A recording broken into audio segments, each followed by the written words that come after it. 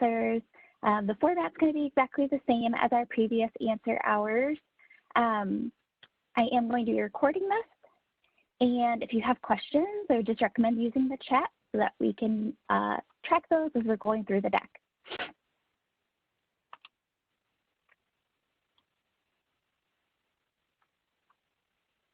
All right, so our agenda today, we'll just run through the release update from last week, some of the known issues that have been impacting QRCs. We'll take questions and answers throughout, and then we'll just talk a little bit about future answer hour sessions. So in our last campus release, there were a few things that were specific to our rehab providers. There were some people who were having an issue with renewing individual registration. And then also there were some issues with supporting documents or narrative reports loading.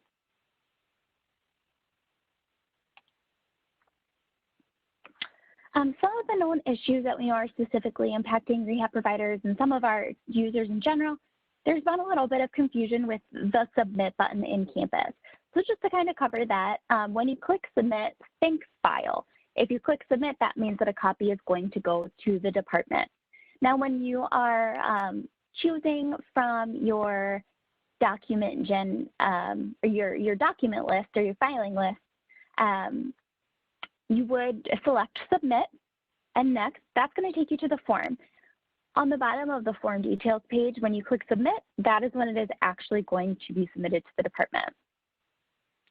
There have been some questions regarding RCRs that were filed in between 10/29 and 11/2.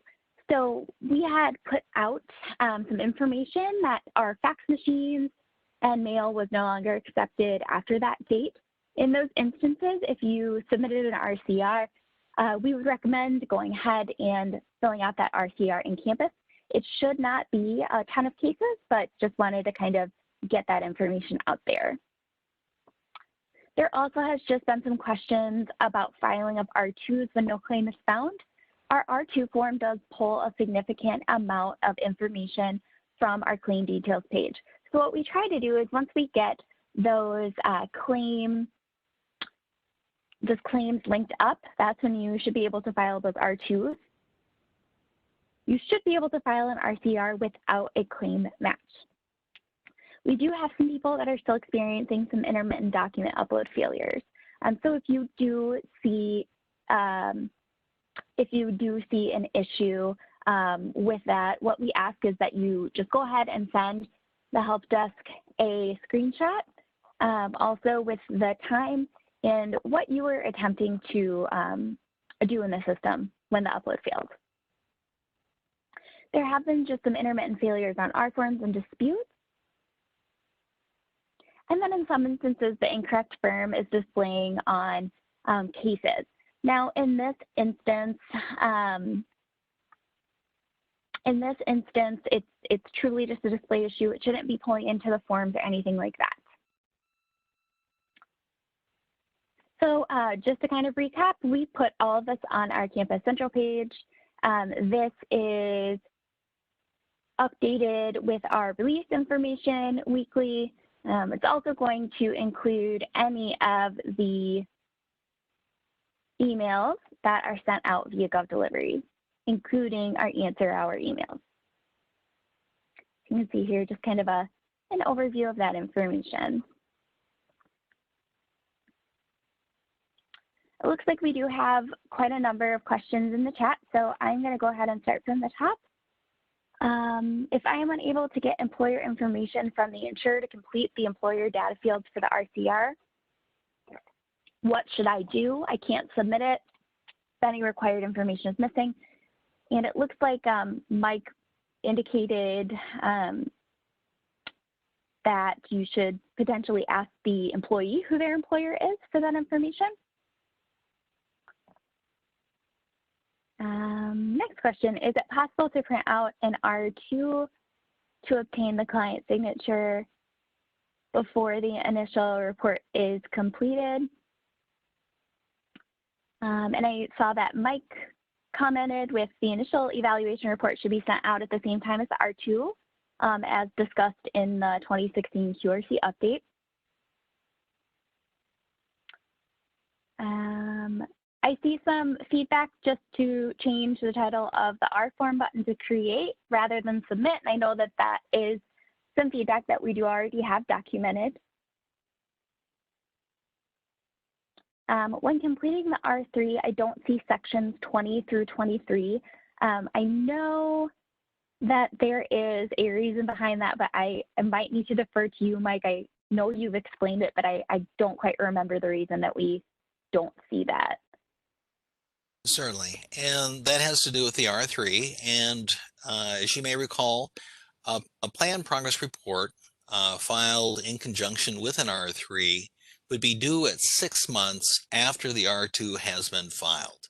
So if you're attempting to file an R3 before that 6-month period has expired, when the R2 was filed, that area is not going to show up.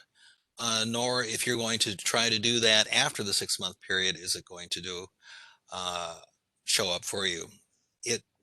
Campus was set up so that it would follow the rules, which was to submit the plan progress report 15 days before the end of the 6 months or 15 days after that 6 months.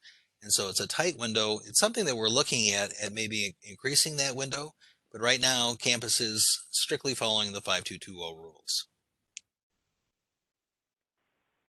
Wonderful. Thank you so much, Mike. All right, so the next question. I still have a file that the R2 is due and I'm unable to file it in campus. There is a ticket, but I thought that I'd agree with the request to have the ability to print the R2 without the initial report attached. So if there is a ticket with the help desk, that's your best bet. Those will get assigned to the appropriate people and worked as they're able to kind of work through them.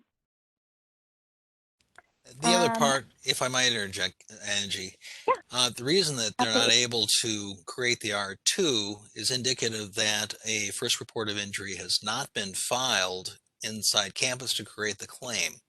And therefore, you can't proceed after the rehab consult form. So what we would encourage you to do is certainly follow up with the insurer regarding the filing of a first report of injury. Now, something also too that I've recently learned about is that a new law is out there, Minnesota Statute 176.231, which requires the insurer to file a first report of injury within 14 days after a rehab consultation report has been filed through campus. Now, this is new enough where most insurers probably don't know about it, so it's a great point of education to bring to their attention. If they're still reluctant, you can certainly contact the department to help with that education process. But also remember, too, that with respect to the filing of first report of injury, that the employee can certainly send their copy of their FROI into the department to have that filed, too, which would create that claim for you. Thank you so much, Mike. That's very much appreciated. I know that kind of answers one of the questions we have below, just regarding new claims that don't involve lost time. So I think that answered that question as well. Has the issue of uploading an authorization from the employee and opening a rehab file for the QRC and not the claim file been fixed? I apologize, I'm having a little trouble following that one. We wouldn't create a rehab file based off of an authorization, but I believe that is part of the R3 process, if I'm remembering correctly. So if you could just provide some additional information about that, that would be great. Next one. Why does the Department of Labor put the requirement of gathering claims data or facilitating an EDI feed? I feel like that should not fall onto the QRC to facilitate. So in those instances, it shouldn't fall on you all to facilitate. That's something that I believe we can help with. The way that our system is set up is that those claims are built based on the information that is submitted by the claim administrator, which used to be the case as well. It just maybe wasn't as broad because we were only doing first reports of injuries. The insurer says that a FROI has been filed on my specific case. I will ask again. Kayleen, we can look into that if that information is in your ticket. Angie, if I can also interject, if the insurer is saying that they filed the first report of injury, then the campus system would have certainly have sent them a message that either A, that the FROI that they sent in was rejected because something was missing, or that it was received. So if the insurer did get that in successfully, they would have that message that they could certainly share with us. But they would also, too, have a CL number, which goes with that 9 digits. So it'd be something like CL-00-0000-000 that would also help us to find that claim so that we can match that up with the ticket if indeed the first report of injury was filed for the correct date of injury.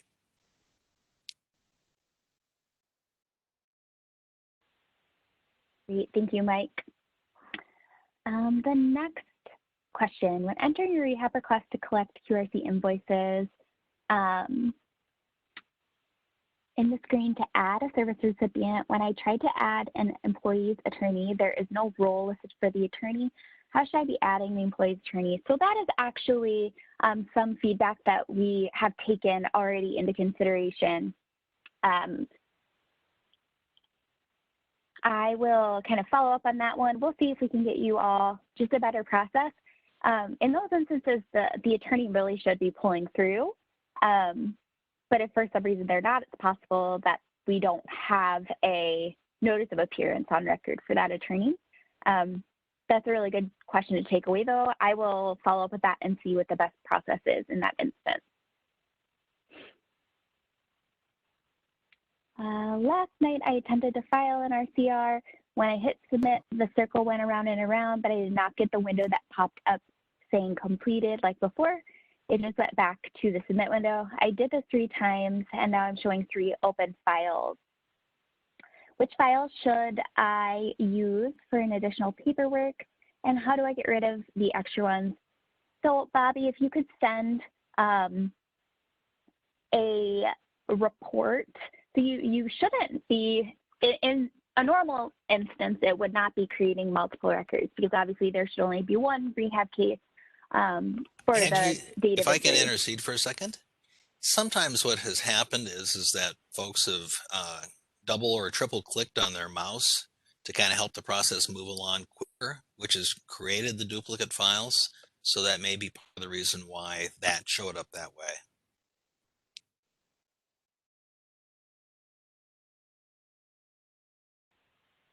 Awesome. Thank you, Mike. And in that instance, so what I was going to say as far as a process, what we can do is actually mark those as duplicates if you identify which one you want to continue to submit with. So if you go ahead and you send us those RT numbers, send them through the help desk, we can get that facilitated to just mark those others as closed duplicates so that it's consistent that you're just seeing the one open case. If I might also add, though, to that the duplicate cases that you have right now are not on the high priority list to delete. We've got a number of other issues that we're working on. So we will get to those when we can, but it's not going to happen tomorrow. Thank you for that clarification, Mike. Next question, field 20 on the R3 asks if this form is being filed in lieu of a plan progress report. Should we be able to answer no? Mike, I think I'm going to have to defer to you because I'm not as clear on what would be filed in lieu of a plan progress report. Let's see here. You're reading. I guess I missed where. Could you just reread that question? I didn't see it. Yep. So it says that field 20 on the R3 asks if the form is being filed in lieu of a plan progress report. Should we be able to answer no?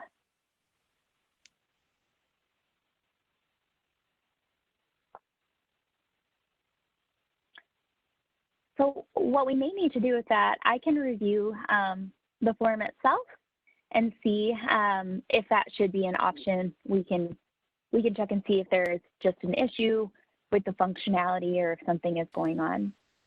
Let me also answer into that too, Angie. And right now, the way campus is set up is there's only that specific window period of when that PPR is available, say within the R3. So you can certainly go ahead and say no for that. But then, of course, because it's required during that time period, then you would need to go ahead and complete a actual plan progress record report form so that you're meeting the requirement. So either you're using the PPR form or you're using the R3 form in conjunction with the PPR during that window period.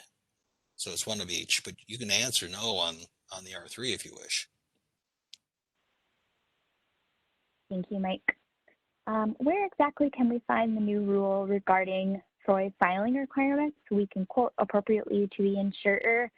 I apologize, I don't know the exact rule number. We could definitely attempt to find that. I believe it would be in 5220. You're talking about the filing of the FROI? Yes. And that's Minnesota Statutes 176.231.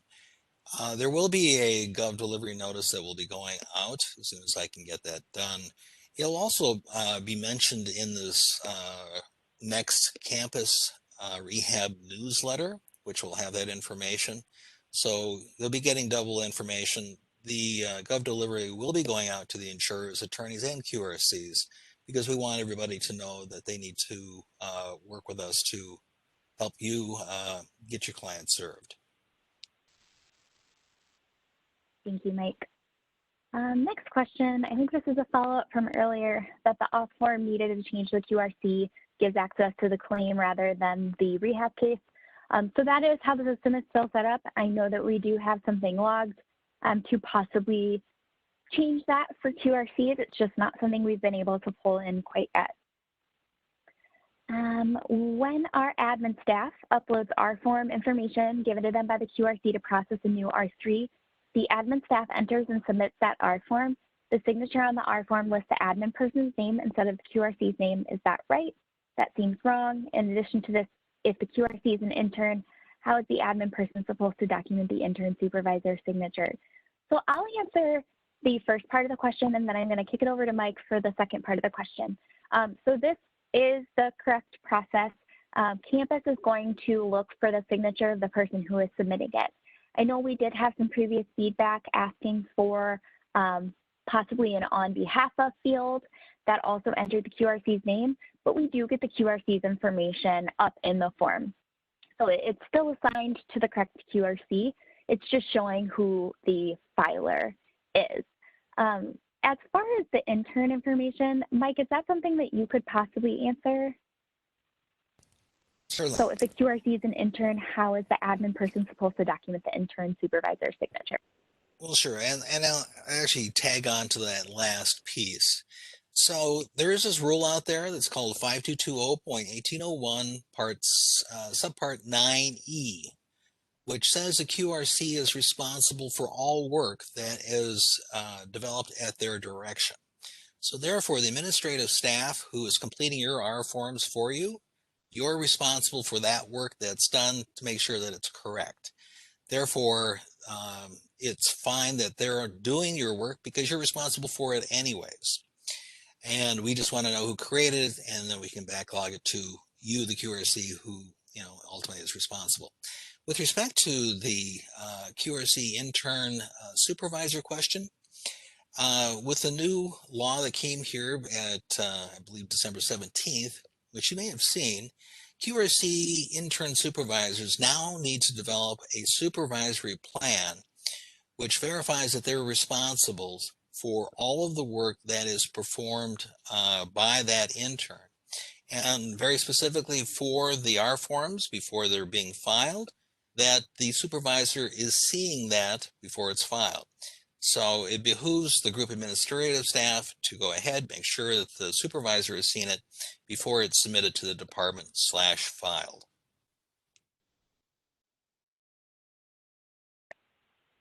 Thank you, Mike. The next question, I submitted my active client list on 12/3 and the cases are not on my rehab case on campus yet. Ronald, if you could send an email to myself and Mike with that information, that would be helpful so we can check and see what's going on. Next question, when R3s are saved as a draft, they do not save the following information upon re-entering the form. QRC number, plan duration weeks to date, and weeks to completion. If boxes 20 through 23 are completed, they do not save as a draft. So I will go ahead and get that logged as a defect, Terry. If those are filled in, they should definitely be coming back up when you retrieve it from a draft. So we will get that noted as an issue. And Bobby, I did see that you mentioned that you did not double click in those instances, which is helpful. And then yes, if you just want to choose the rehab transaction that you plan to continue submitting with, that should be fine. And then we can mark the others as duplicate records. All right, so that takes us to the end of the questions that I'm seeing in the chat, but I'll definitely keep an eye on the chat as well. One thing that I did want to kind of talk to this group about, I know that we currently kind of have these answer hours set up every couple of weeks.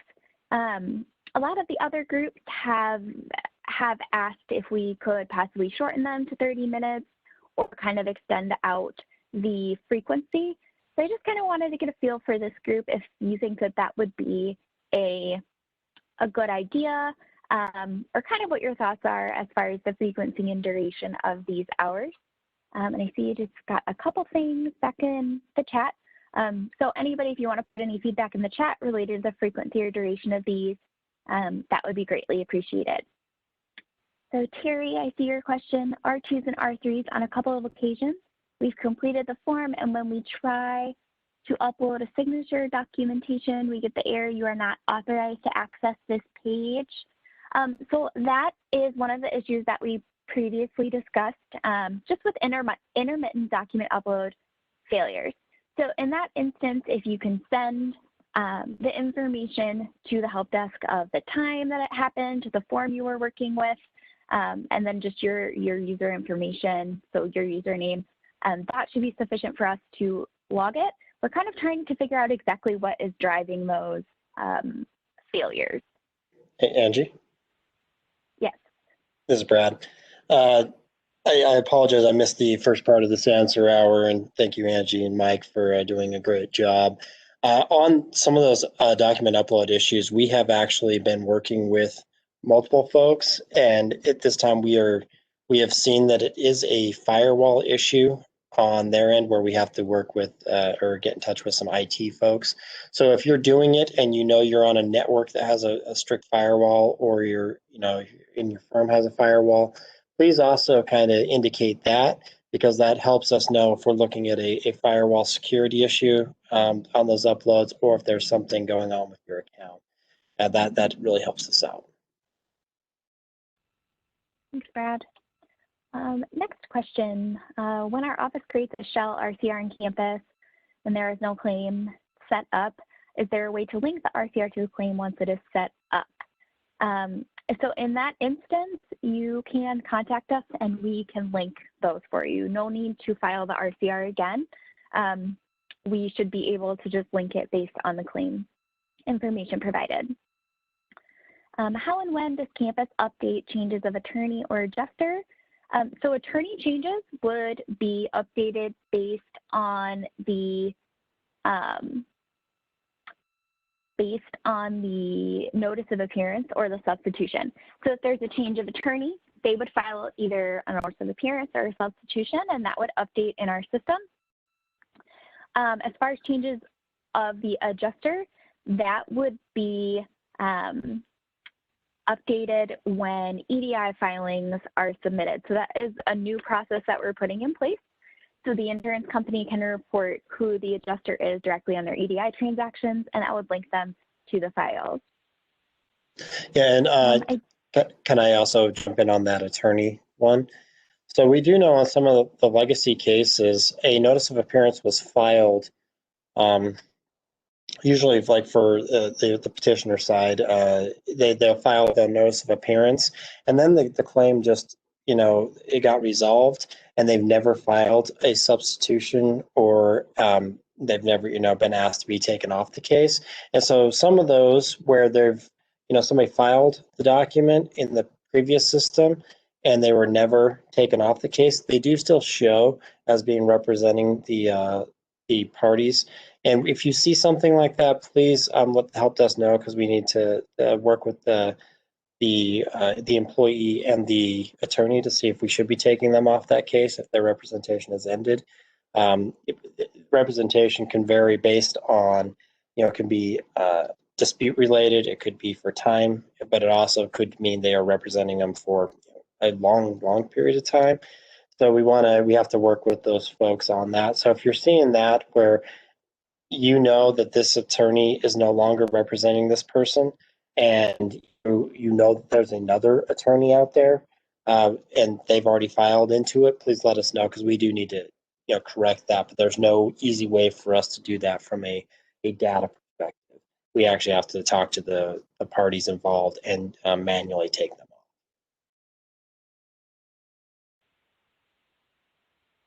Thanks, Brad. Let's see here. I do see that there was an issue for some of you just with the answer hour link, that the link on the site does not take you to the invite. So I will talk with our communications team about that. It looks like you all want to keep the answer hours in the same kind of time frame. So we currently have these going every other week, and we will plan to keep that cadence.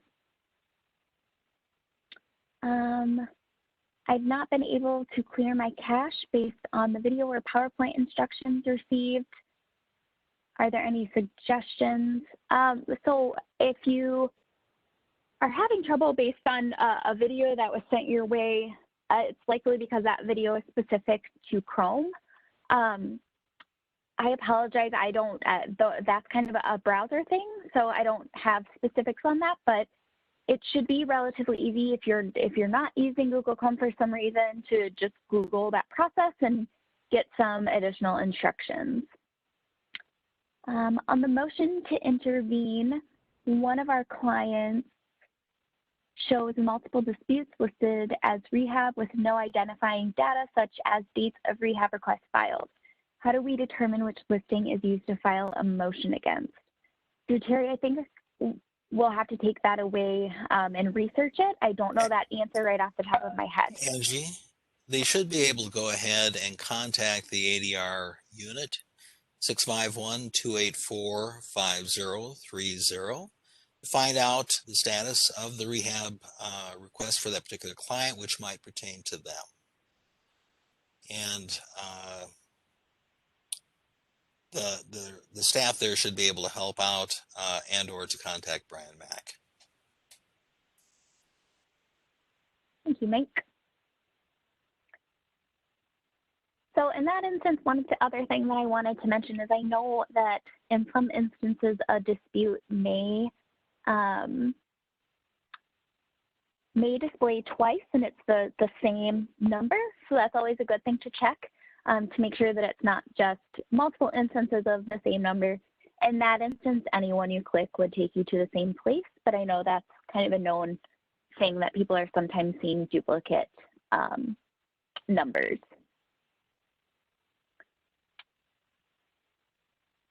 All right, so it looks like we got a good amount of feedback. We'll plan on keeping these every 2 weeks, as I mentioned. I don't see any other questions. Oh, it looks like one more question. Once the program is considered stable, will the IT people continue to be available to assist, fix and repair, or maintain the program going forward? Brad, do you want to speak to that? Say that again. Would the who be available? Once the program is considered stable, will the IT people continue to be available to assist, fix, and repair and maintain the program going forward? Yes. So there's a transition, obviously, that'll happen from our vendor and transitioning over to Minute, and Minute has been doing co-development and working with them. So we will have folks that to maintain, fix, and do enhancements. But that transition won't happen for at least until June.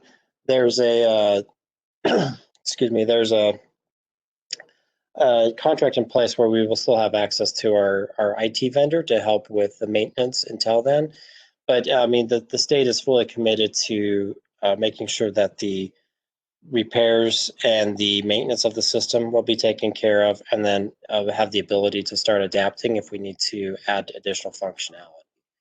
So yes, everything stability is a good thing because we want to get everything stable and everybody able to use the system. But then of course we want to be able to have the feedback come in and get some some of those needed enhancements or good enhancements to get done in a timely manner. So with that, it's a good segue into I have a survey coming out that will go to you all where, trying to asking you to rank some of your top things you want the department to focus on.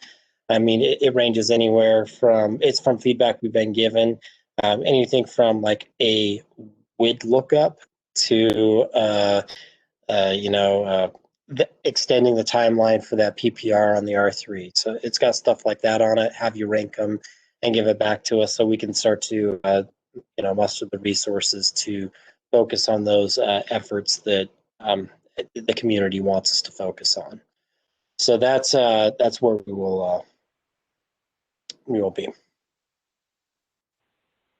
Thanks, Brad. Saw something come through. I have a couple questions about vendors, and I'm not as familiar with vendors in the system, so I may need some assistance with these. At this time, how should job placement vendors file a rehab request form to receive assistance to get late bills paid?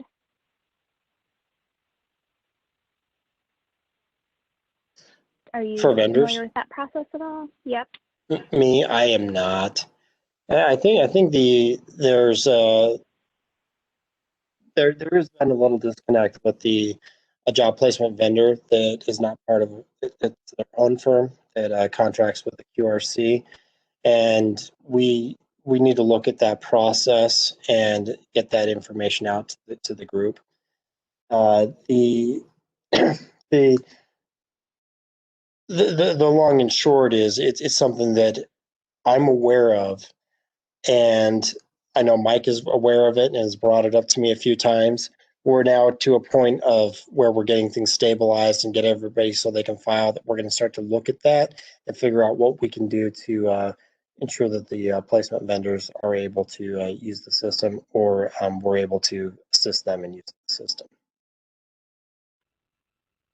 And I think that kind of addresses the next few questions. Just a vendor who was asking some questions about getting notifications and some training or when they would use campus. So I think that kind of covers all of that. We need to do some additional work just to make sure that that is all fleshed out. I do not see any other questions in the chat right now. Mike or Brad, anything else that you all would like to add before we end this one a little early today? No.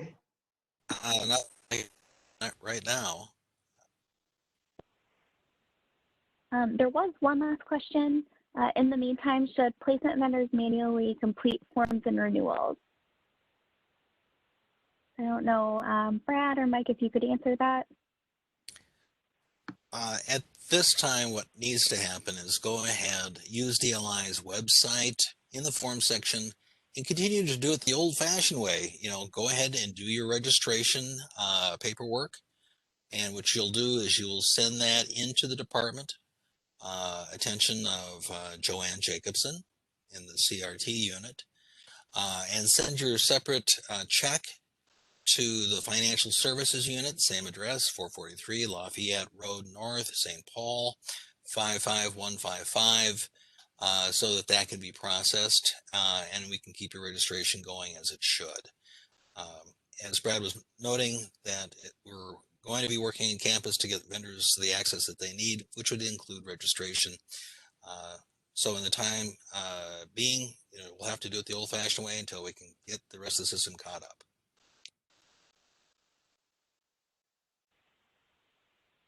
Thank you, Mike.